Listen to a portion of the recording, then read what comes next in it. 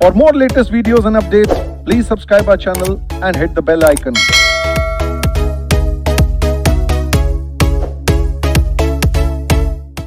Hello दोस्तों, क्या हाल चाल? मस्त मौज बहार हमेशा ही होनी चाहिए। तो दोस्तों, हम लोग शुरू कर रहे थे आज एक नया टॉपिक, बहुत ही interesting topic, very very interesting, very very important, छोटा, स्वीट, सुंदर, इंपॉर्टेंट और आज के जमाने का topic, that is target costing. तो दोस्तों, टारगेट कॉस्टिंग में क्या चीज होती है? टारगेट कॉस्टिंग में ऐसा होता है कि हम लोग अपने कुछ टारगेट्स सेट करते हैं। किस चीज के टारगेट्स? कॉस्ट के। कैसे निकालते हैं, क्या हुआ, कैसे शुरू हुआ, थोड़ा सा मैं पहले हिस्टोरिकली बताना चाहूंगा। हिस्टोरिकली दोस्तों, ये जो टारगेट कॉस्टिंग का कॉन्सेप्ट है, ये डेवलप हुआ यूएसए में, नंबर एक। सबसे पहले तो इसको किसने इंट्रोड्यूस किया? हाँ, नाम उस टाइम पे टारगेट कॉस्टिंग नहीं रखा गया था, बट हेनरी फोर्ड ने अपनी फोर्ड मोटर्स के लिए में इस कॉन्सेप्ट को इंट्रोड्यूस किया था। He wanted to sell his car, उनकी गाड़ी थी मॉडल टी कार, जो कि पीपल्स कार उन्होंने कहा था जिस कार को। तो he wanted people to purchase, और उस वजह से ही सेड मुझे ये सेलिंग प्राइस रखना है, I want to keep a selling price of $850 पर कार। तो एक्चुअली फोर्ड मोटर्स में हेनरी फोर्ड ने ये कॉन्सेप्ट लेके आए और उन्होंने कहा, यार ये प्राइस करने के लिए मेरे को क्या करना पड़ेगा? मास प्रोडक्शन करेंगे, मैकेनाइजेशन, मॉडर्नाइजेशन करेंगे, then he introduce conveyor belts and so on and on. बहुत सारी चीजें उन्होंने इनोवेट करी। फिर उसके बाद ये एक कॉन्सेप्ट जो यूएस में चालू हुआ, लेकिन उसने स्टिल ना बहुत ज्यादा, अगर मैं कहूं कि उस टाइम पे इस पर्टिकुलर टॉपिक की जो है बहुत ज्यादा स्टडी होने लग गई नहीं। उसके बाद later on Japanese companies, again motor vehicle companies, उन्होंने शुरू किया। आप लोगों ने प्रॉब्ली नाम सुना हुआ है, Nissan as well as Toyota. Nissan as well as Toyota, इन्होंने अपनी जो गाड़ियां थी, उन गाड़ियों का सेलिंग प्राइस पहले से ही सेट कर दिया कि ओके जी, मेरे को ये प्राइस पे अपनी ये कार बेचनी है, ये फीचर्स की कार, ये चीज, ये मॉडल इस प्राइस का बेचना है। तो उस हिसाब से उस प्राइस को अचीव करने के लिए, उस सेलिंग प्राइस को अचीव करने के लिए इन्हें अपनी, और डिजायर्ड प्रॉफिट अर्न करने के लिए इन्हें अपनी कॉस्ट, जो एक्चुअल कॉस्ट है, वो अपनी टारगेट कॉस्ट के अंदर रखनी होगी। तो दोस्तों, मैं ये बताना चाह रहा हूं आप लोगों को कि एक्चुअली वंस अगेन सुनिए मेरी बात ध्यान से। सबसे पहले हेनरी फोर्ड ने ये शुरू किया टारगेट कॉस्टिंग का कॉन्सेप्ट। उसके बाद नेक्स्ट ये कॉन्सेप्ट जो है, जापानीज कंपनीज जैसे टोयोटा और निसान है, इन्होंने तो बहुत डीप, इंटेंसिव, जिसे कहते हैं कॉम्प्रिहेंसिवली, इंटेंसिवली इन्होंने ये टारगेट कॉस्टिंग का कॉन्सेप्ट शुरू किया। और इसी तरीके से बहुत सारी और ऑल ओवर द वर्ल्ड ये सिस्टम चलता है अब आज की डेट में। मैं अगर अमेरिकन कंपनीज का भी नाम लूं तो बोइंग, कैटरपिलर, नॉर्दर्न टेलीकॉम, इन्होंने भी जो है टारगेट कॉस्टिंग को बहुत अच्छे से और इंटेंसिटी के साथ फॉलो करते। बोइंग अपने एयरक्राफ्ट का, भाई मेरे को ये प्राइस पे ही सेल करना है, तो they try to then keep their cost within that target cost, कोशिश करते हैं। एंड वही चीज हम लोगों को अभी पढ़नी है। तो उससे पहले मैं छोटा सा आप लोगों को एक स्मॉल सा वीडियो दिखा रहा हूं हेनरी फोर्ड का, फोर्ड मोटर्स का, ताकि आप लोगों को ये आइडिया रहे कि हेनरी फोर्ड ने क्या चीज करने की कोशिश की। पुराने जमाने में मैनुअली कार का असेंबली होता था, कार जो है उनकी असेंबली मैनुअली होती थी।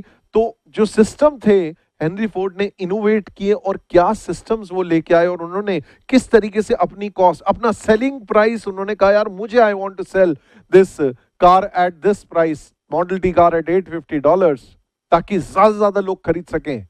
एंड उस लियो में ही also obviously they want to earn profits, everything जो माल बेचना चाहते हैं प्रॉफिट के लिए, तो उस सेल में फिर देन डिजायर्ड प्रॉफिट माइनस करेंगे, तो जो इनकी कॉस्ट आएगी वो टारगेट कॉस्ट है। और वो टारगेट कॉस्ट में सारी कॉस्ट है, प्रोडक्शन की भी कॉस्ट है, डिजाइनिंग की भी कॉस्ट है, उसकी मार्केटिंग की भी कॉस्ट है, after sale service, customer service की भी कॉस्ट है। All cost are included therein. फिर और आगे जो है हम लोग अभी इस चीज को स्टडी करेंगे, लेकिन पहले आप एक छोटे से ये वीडियो में आप लोगों को दिखा रहा हूं जिससे कि आपको हेनरी फोर्ड ने ये कॉन्सेप्ट कैसे शुरू किया था उसके बारे में थोड़ा सा आइडिया लगेगा। हिस्टोरिकली हिस्ट्री, पुरानी video, let's see. In Britain, the Vulcan Motor Company was proud to film the way their workers assembled cars, slowly and carefully by hand. Charles Hill started as a Vulcan apprentice when he was only 14. Craftsmen worked in their own way, at their own pace. The whole process took several weeks from start to finish. These handmade cars were so expensive that a wide gulf separated those who built them from those who bought them. But the days when cars were just luxuries for the rich were drawing to a close. In 1908, one man's vision would change manufacturing and create a new market. Henry Ford set out to make the simplest car ever. A car for rural America. A 20th century equivalent of the horse and buggy. Back in Detroit, Henry Ford wondered how he could bring the price of the Model T down to where everybody could buy it. He figured that the more cars he made and sold, the cheaper he could sell each one. And he went to work on this idea. Henry Ford watched it for a while, then he had an inspiration. Instead of moving the men past the cars, why not move the cars past the men? So on one hot August morning, they tried it that way. A husky young fellow put a rope over his shoulder, and Henry Ford called, "Let's go."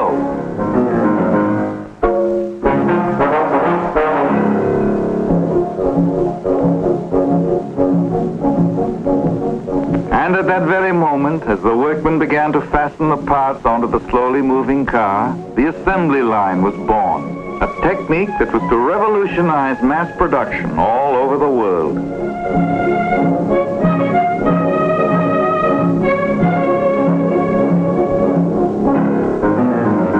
Once they found that the idea would work, they began to improve it, refine it. They rolled the chassis down a single line of track, pushing it from crew to crew. And the more expert they became at this new method, the faster the cars came off the assembly line, and the price of the Model T began to drop.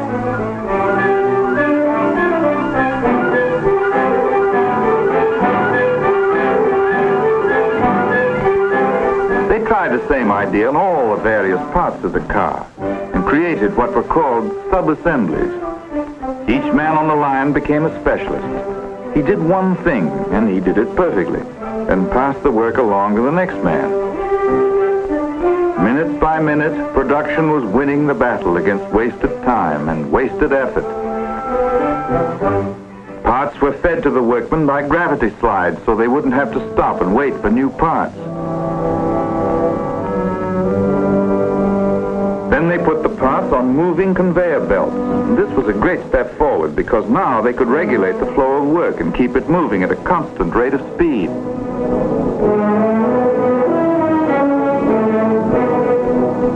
And the conveyor belts grew longer and more complex as they moved the work from place to place in the huge shops. They became fantastic masterpieces of planning and engineering. But the battle against wasted time and wasted effort was being won. At peak efficiency, the old system had spit out a finished T in 12.5 man-hours. With the chassis in motion, that time dropped to less than half that. Within a year, it took just 93 minutes to make a car. With production getting more and more efficient, Ford was able to cut hundreds of dollars off the price of his car. Cutting prices enabled Ford to achieve what he claimed were his two aims in life: to bring the pleasures of the automobile to as many people as possible, and to provide a large number of high-paying jobs for his workers.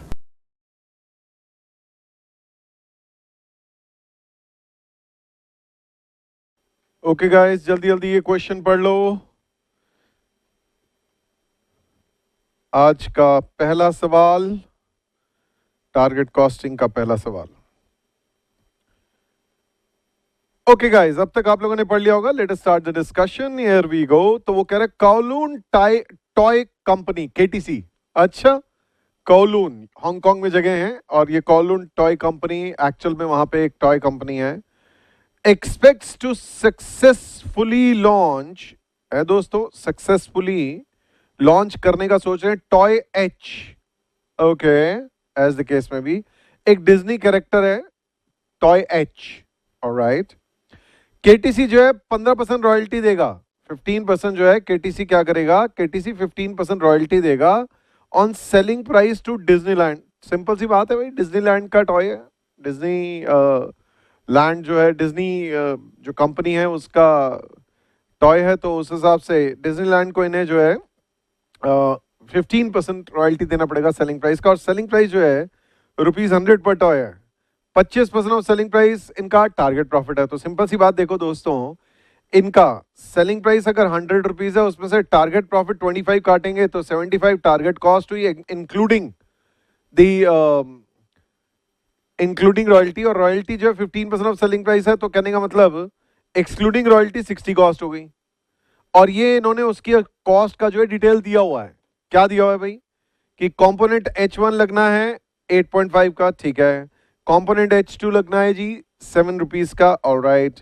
फिर इसके अलावा जो है ₹24 के labour cost लगनी है, ₹60 per hour है, और 0.4 आवर्स लगने हैं।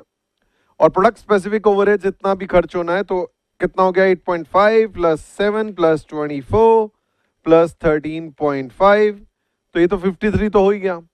आगे कह रहा है इन एडिशन, इसके अलावा हर टॉय में 0.6 kg ऑफ अदर मटेरियल भी लगेगा, 0.6 kg अदर मटेरियल भी लगेगा, विच आर सप्लाइड एट ₹16 पर kg with normal 4% substandard quality. तो 0.6 kg लगना है, लेकिन 0.6 kg लगना है, लेकिन ये कह रहा है कि हमारा 4% जो मटेरियल खरीदेंगे वो ₹16 पर किलो का खरीदेगा, लेकिन 4% सब स्टैंडर्ड क्वालिटी है। और वो कह रहा है जो कि नॉट यूजेबल इन मैन्युफैक्चर है। तो इसका मतलब क्या होगा दोस्तों, ₹16 का अगर 1 किलो है, ₹16 का अगर 1 किलो है, और हमें जो है कितना लगाना है, 0.6 किलो। लेकिन अब प्रॉब्लम क्या है दोस्तों, ये 0.6 किलो जो है, ठीक है, इन्हें इतना इनपुट डालना है, लेकिन 4% जो है वो सब स्टैंडर्ड है। तो कहने का मतलब 96%, दिस डिवाइड बाय 96%, इतना मटेरियल डालना पड़ेगा। दैट इज कितना मटेरियल डालना पड़ेगा, 0.6 डिवाइड बाय 96%, 0.625 kg डालेंगे, तो उसमें से 0.025 kg खराब 4% हट जाएगा, फिर 0.6 kg जो लगेगा, 0.625 multiplied by 16, so this is 10। तो ये और इसमें अदर कॉस्ट जोड़ दी 10। तो दोस्तों ये सारा 53 था प्लस 10, 63 की कॉस्ट हो गई हमारी एस्टिमेटेड कॉस्ट, जो करंट कॉस्ट है एस्टिमेटेड। वो आपको कह रहे हैं डिटरमाइन करो above, if above cost structure is within the target cost. नहीं जी, ये टारगेट कॉस्ट के अंदर नहीं है, ये टारगेट कॉस्ट के अंदर नहीं है। तो वो कह रहा है नाउ व्हाट एक्सटेंड तक कॉस्ट रिडक्शन करनी चाहिए। सिंपल सी बात है, ₹3 करनी चाहिए, तभी तो ये टारगेट अपना प्रॉफिट अचीव कर पाएंगे, क्योंकि टारगेट कॉस्ट जो है इनकी 60 है, तो ₹3 इनको डाउन करना चाहिए, as simple as that. Simple सा सवाल है। तो दोस्तों टारगेट कॉस्टिंग जो है काम शुरू होने से पहले लगती है और निरंतर चलती रहती है। फिर काम चालू हो जाता है, फिर उसके बाद फिर से नहीं यार टारगेट कॉस्ट अचीव हो रही है, नहीं हो रही है, let us get our target profits, let us get our target cost, इतने में कोशिश करेंगे, let's try to reduce the cost if at all it is possible. चलिए खैर दोस्तों शुरू करते हैं आगे, हियर वी गो। सो सबसे पहली चीज हम लोग क्या करते हैं, स्टेटमेंट शोइंग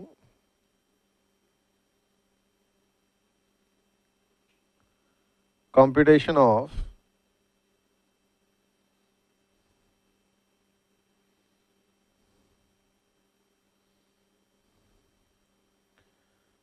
target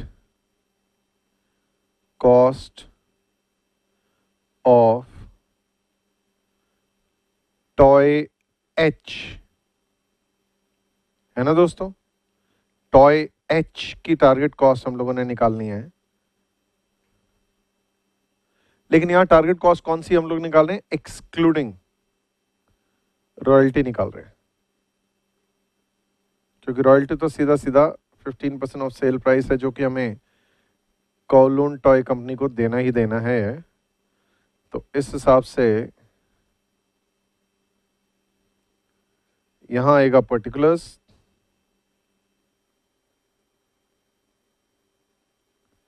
यहां आएगा rupees per toy.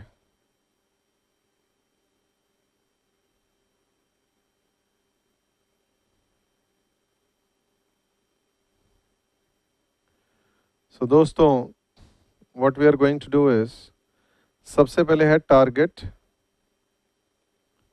Selling price 100 rupees है, इसमें से लेस करते हैं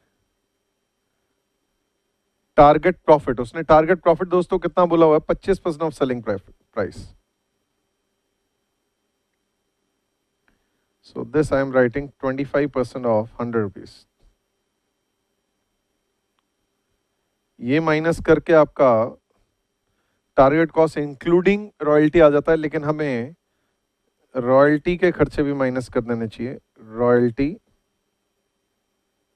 cost, this is 15% of selling price.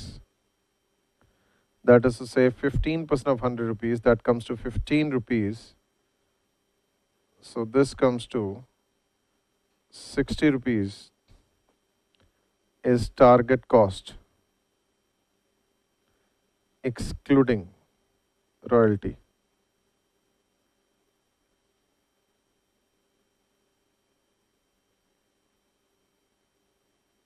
Target cost excluding royalty. अच्छा नेक्स्ट, तो ये 60 रुपीज़ आ गया। इसके बाद आपने क्या करना है, अब आपने बनानी है statement showing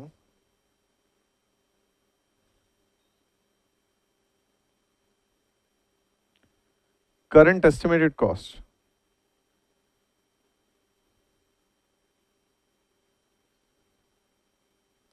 obviously per toy H है नाम, एक्सक्लूडिंग रॉयल्टी।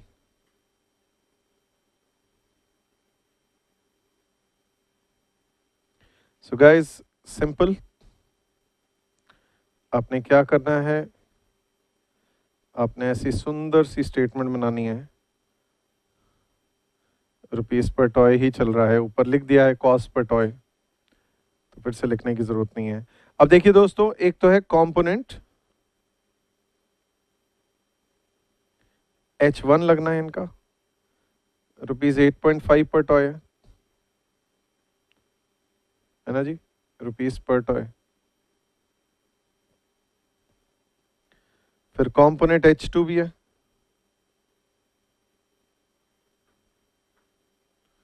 Which is 7। फिर लेबर कॉस्ट है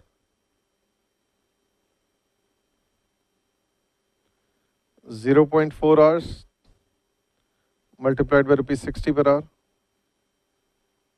So this is 24. Then comes product specific overheads.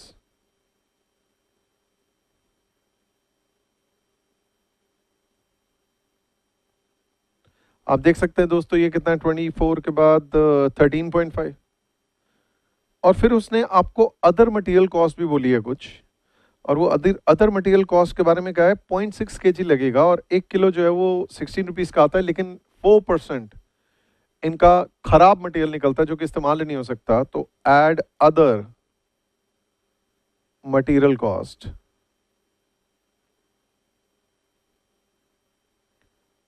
Simple है, आप ऐसे कर सकते हैं,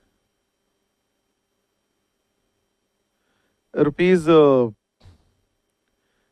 16 1 किलो का है, और हमारा 0.6 kg इफेक्टिवली लगना है, लेकिन 96% इफेक्टिवली यूज होता है। तो हमें खरीदना कितना पड़ेगा, 0.6 kg अगर इस्तेमाल करना है, 4% खराब होने के बाद अगर 0.6 kg बचता है तो हमें कितना खरीदना पड़ेगा 0.625 kg। दिस मल्टीप्लाइड बाय 16, हमने 10 रुपये ओरली निकाला था कैलकुलेटर पे जब हम लोगों ने किया था, तो 10.0 कह सकते हैं हम इसे। और ये हमारी एस्टिमेटेड टोटल कॉस्ट आ रही है पर टॉय।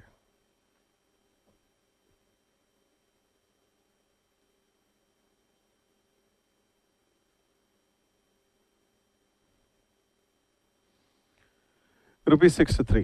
तो दोस्तों उसने क्वेश्चन में मांगा क्या है, व्हाट इज द रिक्वायरमेंट। वो कह रहा है एक काम करो, determine if the above cost structure is within the target cost. आप कहोगे नहीं, it is not within the target cost. फिर उसके बाद कह रहा है if not what to what extent it should be, there should be cost reduction. तो देखते हैं, लिख देते हैं इसको। नीचे आप लोगों ने जो है अपना रिमार्क लिखना है। The total estimated cost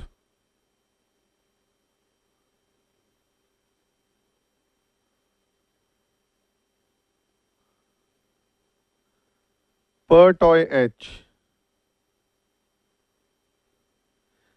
is ₹63।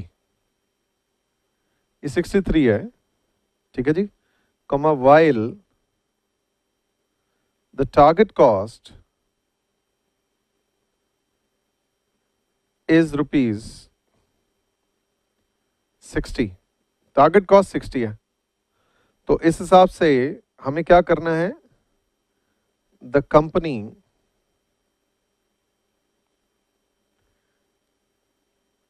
should make efforts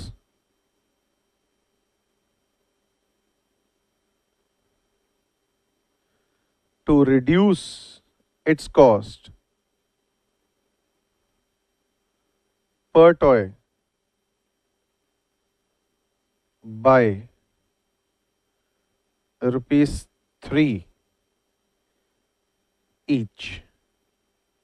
तो इन्हें अपना टारगेट कॉस्ट को अचीव करने के लिए इनको एफर्ट्स करने चाहिए कि इनकी कॉस्ट किसी तरीके से ₹3 कम हो जाए। ठीक है दोस्तों, so that finishes off this question. जैसे ही खत्म हो जाए, please read the next question.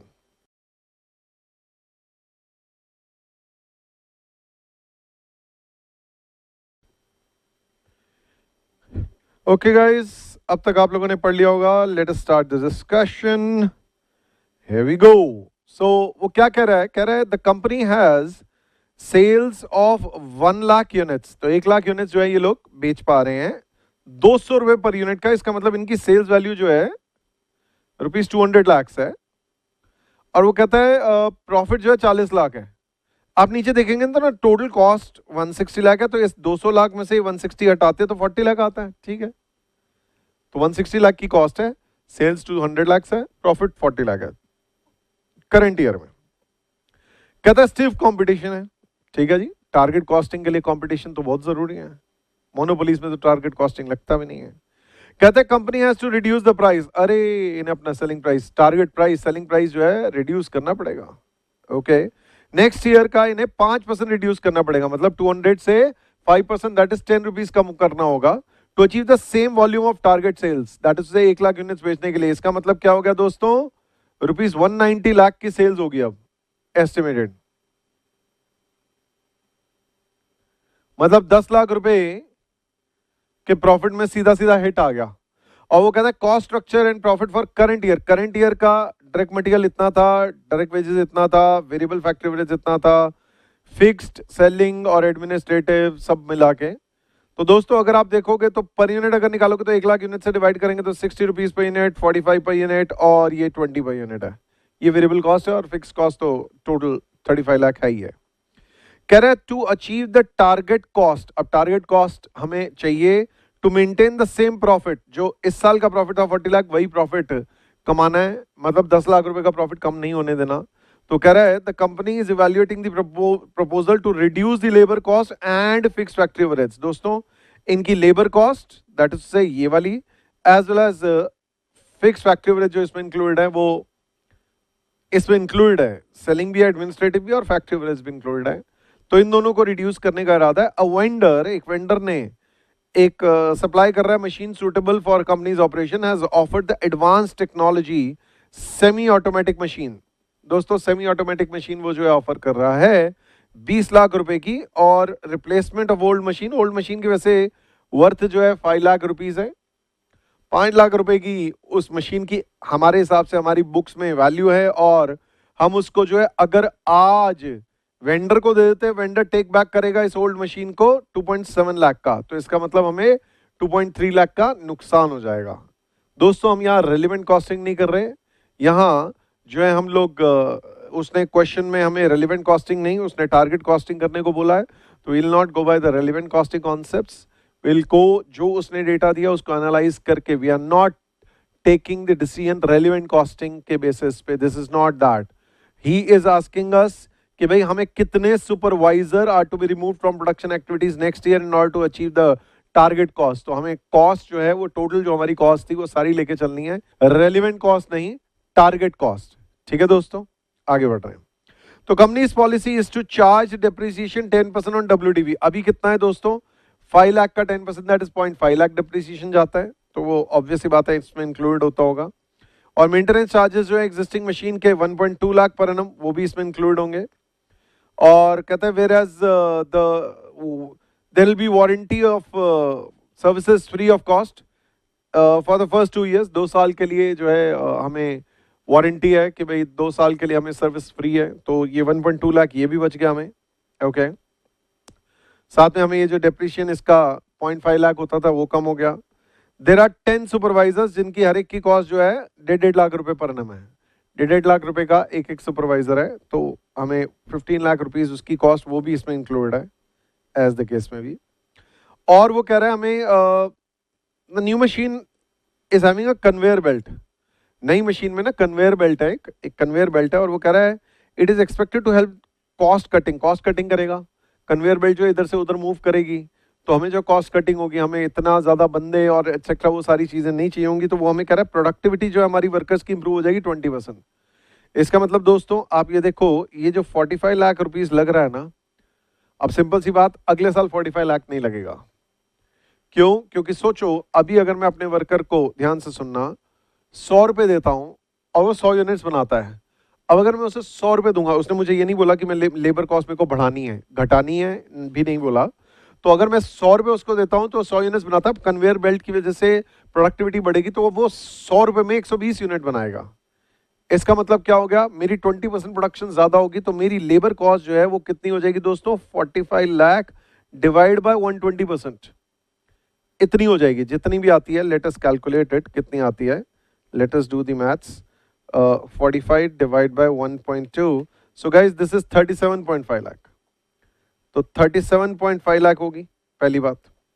दूसरा वो कह रहा है cut down the material wastage by 10%, sorry 1%, I am so sorry, 1.0 है, 1%, तो मटेरियल कॉस्ट भी मेरी बच जाएगी। तो देखो लेबर कॉस्ट में एक तो रिडक्शन हुई, कितनी रिडक्शन होगी, 7.5 लाख। अच्छा, मटेरियल कॉस्ट भी जो हमारी 1% बच गई, दैट इज 0.6 लाख बच गई, तो 7.5 लाख मटेरियल लेबर में बचा, 0.6 लाख मटेरियल में बचा।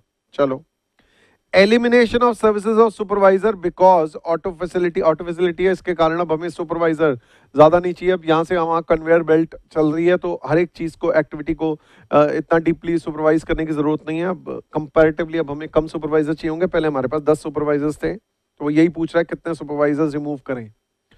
फिर उसके बाद कह रहे हैं saving in packaging cost 1.5 lakh. दोस्तों ये भी हमारा बचेगा, 1.5 लाख ये भी बचेगा हमारा सेविंग्स इन पैकेजिंग कॉस्ट। इसके अलावा दोस्तों ये आपने ऊपर देखा, ये जो सर्विस कॉस्ट थी हमारी, ये सर्विस कॉस्ट ये भी बचनी है हमारी 1.2 लाख। और दोस्तों डेप्रिसिएशन भी जो है आपका 0.5 लाख बच जाना है, लेकिन डेप्रिसिएशन एडिशनल भी तो होना है। नई मशीन 20 लाख पे 2 लाख का डेप्रिसिएशन और भी होना है। ये सेव होगा डेप्रिसिएशन, लेकिन ये डेप्रिसिएशन खर्च होगा। इसके अलावा दोस्तों आप ये अपने पुराने इक्विपमेंट को, 5 लाख के इक्विपमेंट को अगर 2.7 लाख में बेचोगे तो 2.3 लाख का नुकसान भी होगा। We are not doing the relevant costing thing. और फिर साथ में उसने हमें कॉस्ट ऑफ कैपिटल दी हुई है 15%। अब उसने क्वेश्चन में टाइम वैल्यू मनी 10 साल वगैरह लेने को नहीं बोला, उसने सिर्फ और सिर्फ calculate how many supervisors are to be remove from the production facility next year के लिए हमें सिर्फ कैलकुलेशन करनी है। तो नेक्स्ट ईयर में दोस्तों हमारी कॉस्ट ऑफ कैपिटल कितनी, हमारी 20 लाख की कॉस्ट ऑफ 20 लाख की इन्वेस्टमेंट है, उस पे 15% cost of capital, that is to say हमारा 3 लाख रुपीस का ये खर्चा। देखिए एक अप्रोच तो ये है कि 20 लाख रुपए पे आप 15% लो, this is one approach. Alternatively इसको नोट दे के हम लोग कह सकते हैं कि 20 लाख माइनस 2 पॉइंट, पुराने वाला इक्विपमेंट 2.7 लाख का बिक जाएगा, तो दैट इज से हमारा 17.3 लाख, उस पे 15% खर्च होगा। ऑल्टरनेटिवली आप ये भी ले सकते हो। एक्चुअली क्या है, ये पैटर्न का क्वेश्चन नंबर ऑफ टाइम्स आया हुआ है और उसमें वो सिर्फ न्यू इन्वेस्टमेंट पे लेते हैं। आप इंक्रीमेंटल पे अगर लोगे तो इतना आएगा, नोट दे देना इसका। करना देखो, मेरा रिकमेंडेशन तो यही, टारगेट कॉस्टिंग में they do not see the relevant cost, irrelevant cost, they take the total cost, total cost को लेके चलते हैं, टोटल कॉस्ट रिड्यूस करने की बातें होती हैं। तो दोस्तों यहां पर जो है हमें 3 लाख रुपीज टोटल नई इन्वेस्टमेंट इतनी होगी, उस पर 15%, नहीं तो कोई अगर ऐसे करना चाहे नोट दे देना इसका कि ऑल्टरनेटिवली जो है ऐसा भी ले सकते थे। खैर इन एनी केस, तो इस हिसाब से हमें क्या हो गया दोस्तों, 7.5 प्लस 1.5 इज 9, 9.6, 10.6, 10.8। तो 10.8 में से आप जो है, एक मिनट पहले फिर से देख लें, 9, मैं कैलकुलेशन फिर से कर लूँ, 9 plus 0.6, 9.6, 9.6 plus 1.2 plus 0.5 minus 2 minus 2.3 minus 3 is equal to 4। दोस्तों हमें 4 की सेविंग हो रही है, 4 लाख की, और हमें नुकसान कितना है, हमारा 10 लाख रुपए का जो है सेल प्राइस कम होने की वजह से, 10 लाख रुपए का हमारा जो है 10 रुपीज सेलिंग प्राइस कम होने की वजह से हमें 10 लाख रुपीस का जो प्रॉफिट लूज हो रहा है।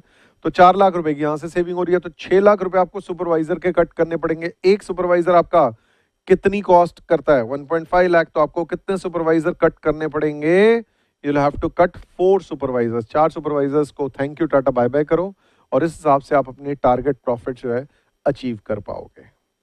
ठीक है दोस्तों, तो उसने आपसे पूछा है हमें अपनी टारगेट कॉस्ट अचीव करनी है, हमें कितने सुपरवाइजर्स को बाय बाय करना चाहिए नेक्स्ट ईयर। अगर हमने ये वाला प्रपोजल एक्सेप्ट किया तो in this case you have to say before supervisors को thank you tata bye bye करना है। तो उस हिसाब से आपको अपने सिस्टम को इस तरीके से लगाना होगा कि 6 सुपरवाइजर में प्रॉपर स्मूथ फंक्शनिंग हो।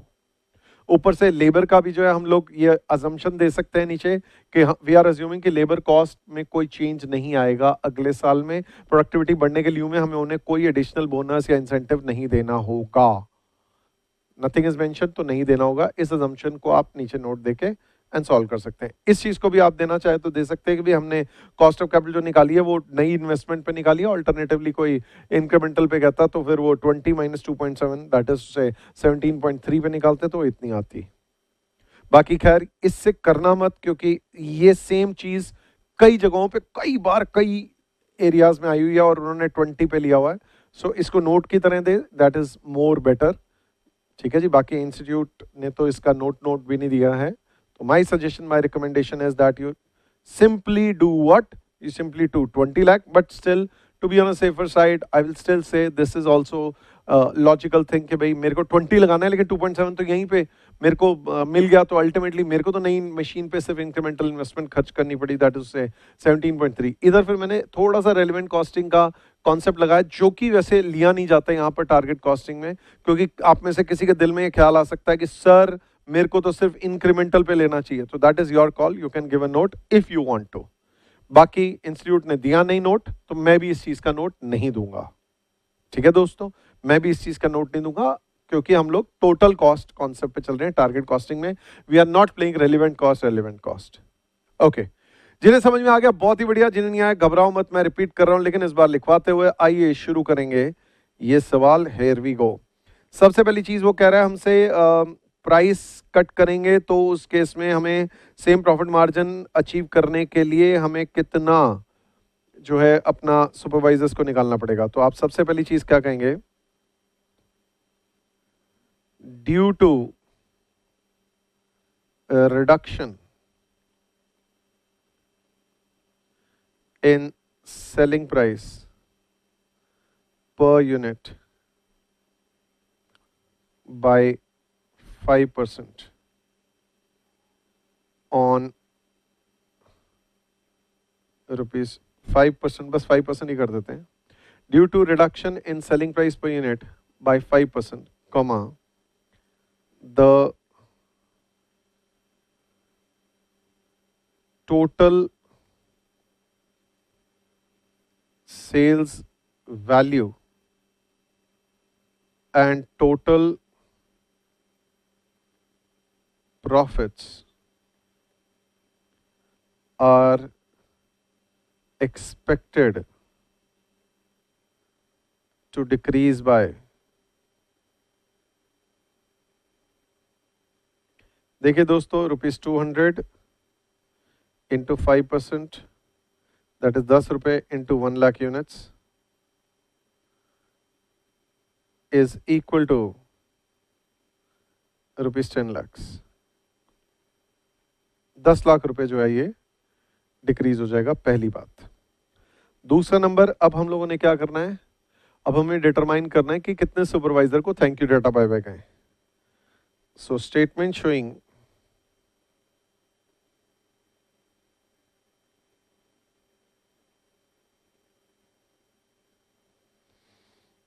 determination of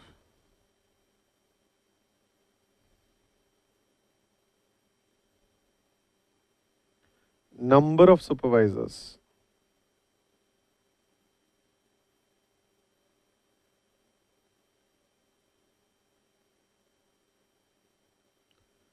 to be removed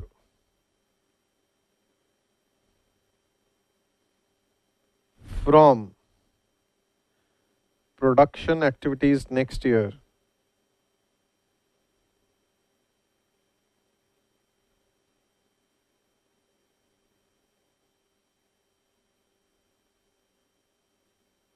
in order to achieve target cost and earn target profits. देखिए दोस्तों, इसके प्रेजेंटेशन बहुत हो सकती हैं. मैं एक सबसे simple short and sweet presentation देने वाला हूं. There can be numerous presentations, but मैं आपको एक प्रेजेंटेशन दूंगा, सिर्फ इम्पैक्ट दिखा दूंगा कि ओके जी, इतना इसकी वजह से इतना खर्चा कम हो रहा है, इतना खर्चा बढ़ रहा है, एंड सो ऑन. तो आपने क्या कहना है,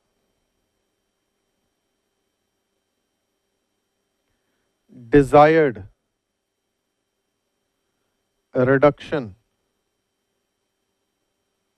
in total cost next year. Obviously rupees in lakhs. दोस्तों, हमें 10 लाख रुपए रिड्यूस करने की कोशिश करनी है, पहली बात. So desired reduction in total cost next year. Next, अब 10 लाख रुपए रिड्यूस करना है, बट आपकी रिडक्शन इन वेजेस कितनी एक्सपेक्टेड है?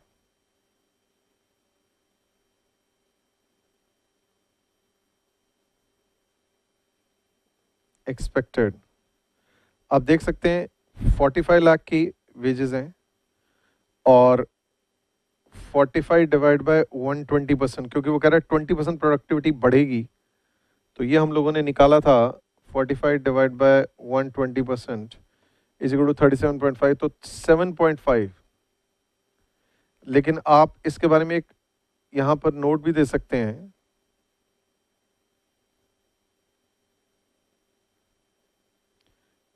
Note, it is assumed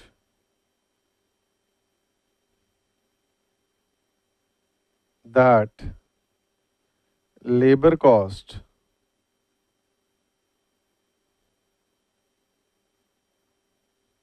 workers will not, या labor, that labor will not receive any incentive या bonus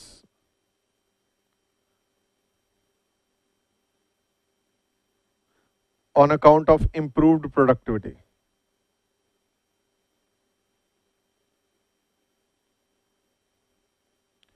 इम्प्रूव प्रोडक्टिविटी के लिए में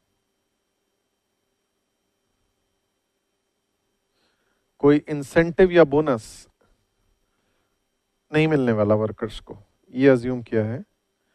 नेक्स्ट, फिर उसके बाद जो है दोस्तों reduction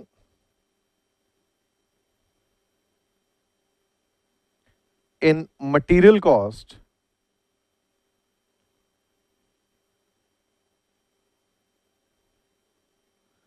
on account of a reduction in wastage।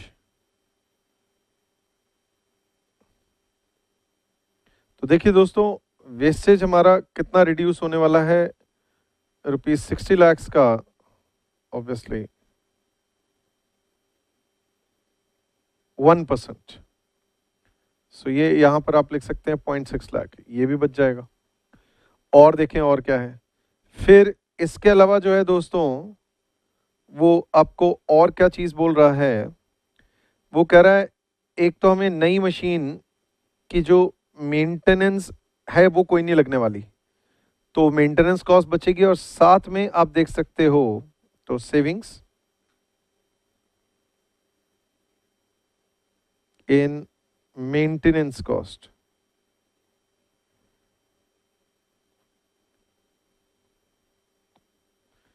दोस्तों सेविंग्स इन मेंटेनेंस कॉस्ट कितनी होगी, ये हमें गिवन है 1.2 लाख अगले साल में नहीं होगी। अच्छा, और देखिए वेंडर सप्लाई करेगा 5 लाख रुपए का ये होगा। और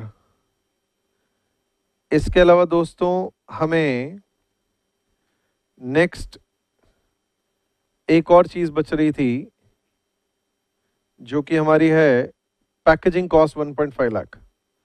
तो savings in packaging cost,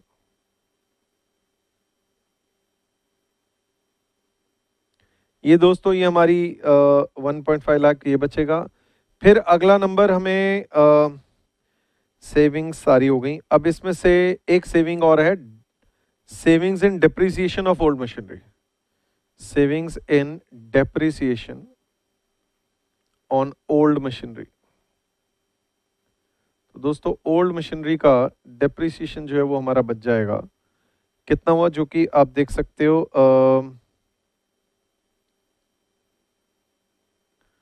10% depreciation का रेट दिया, और हमें असेट की वैल्यू जो दी हुई है 5 दी हुई है, 5 लाख, तो अकॉर्डिंगली 0.5 ये बच गया। लेकिन अब नई वाली का 20 लाख का डिप्रिसिएशन होगा, तो less depreciation on new machinery, ये है 10% ऑफ 20, 2 लाख का ये नुकसान है। और देखें और क्या नुकसान हो रहे हैं। और देखिए दोस्तों, फिर इसके अलावा जो है हमारा ओल्ड मशीन को डिस्पोज ऑफ करेंगे तो loss on disposal of old machine.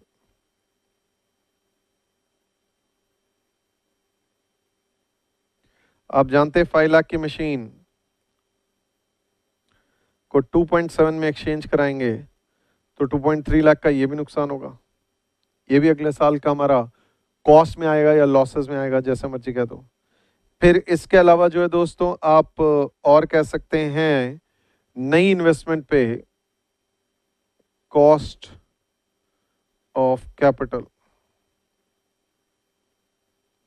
On new investment.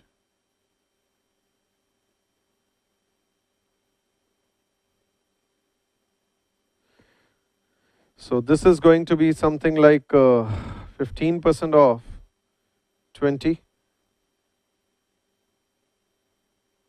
So this is 3. बाकी किसी को अगर नोट देना हो तो मैं वैसे नोट देना नहीं चाहता। अल्टरनेटिवली आप एग्जाम में नहीं देंगे चलेगा, क्योंकि ये बहुत बार ये सवाल आएगा सिर्फ नई इन्वेस्टमेंट पे टोटल पे लिया हुआ। इंक्रीमेंटल एनालिसिस रेलेवेंट कॉस्टिंग बिल्कुल नहीं देखते हैं। अल्टरनेटिवली ये ऐसे हो सकता था 15% मल्टीप्लाइड बाय 20 माइनस 2.7 ऐसे। तो खैर मैं इसकी कैलकुलेशंस बिल्कुल नहीं दिखा रहा। अच्छा, अब दोस्तों ये सारा कट्टा वट्टा मार के फाइनली हमारा जो बचता है उसको लिख लेते हैं। ये जो भी आएगा उसे हम लोग कहेंगे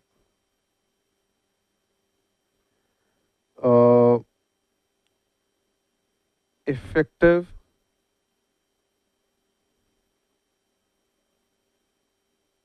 reduction in cost expected next year. अगले साल में कितनी effective reduction in cost expected है। Of course we are saying excluding reduction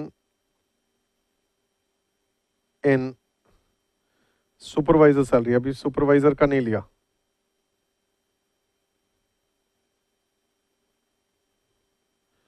तो दोस्तों टोटल कर लेते हैं। 7.5 प्लस 0.6 8.1 तो 9 10.2 10.8 10.8 प्लस 0.5 दोस्तों 10.8 प्लस 0.5 इज 11.3। इसमें से माइनस किया 2.3 माइनस किया 2 माइनस किया 3 तो दोस्तों ये 4 आ गया मेरा। 4 लाख की कॉस्ट जो है हमारी रिड्यूस हो रही है, जबकि हमारे को 10 लाख का नुकसान है। तो आप चाहो तो इसे 1 कह सकते हो। 10 लाख की आपको रिडक्शन करनी है कम से कम, और 4 लाख की रिडक्शन हो रही है, तो 1 माइनस 2 आप ऐसे कह सकते हो 6 लाख। 1 माइनस 2 आप ऐसे कह सकते हो कि डिजायर्ड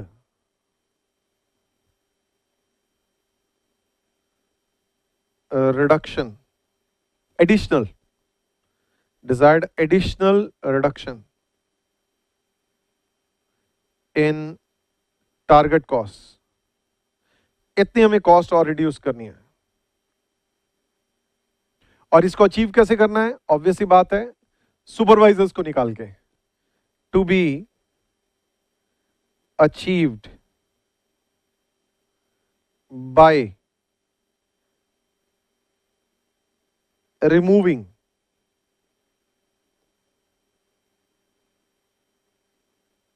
सुपरवाइजर्स। तो दोस्तों ये आपने लेना है